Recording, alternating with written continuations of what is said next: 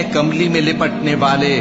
رات کو قیام کیا کرو مگر تھوڑی سی رات، یعنی نصف رات یا اس سے کچھ کم قیام کرو یا کچھ زیادہ، اور قرآن کو اچھی طرح ٹھہر ٹھہر کر پڑھا کرو۔ ہم ان قریب تم پر ایک بھاری فرمان نازل کریں گے، کچھ شک نہیں کہ رات کا اٹھنا نفس کو سخت پامال کرتا ہے، اور اس وقت ذکر بھی خوب درست ہوتا ہے۔ دن کے وقت تو تمہیں اور بہت سے شغل ہوتے ہیں، تو اپنے پروردگار کے نام کا ذکر کرو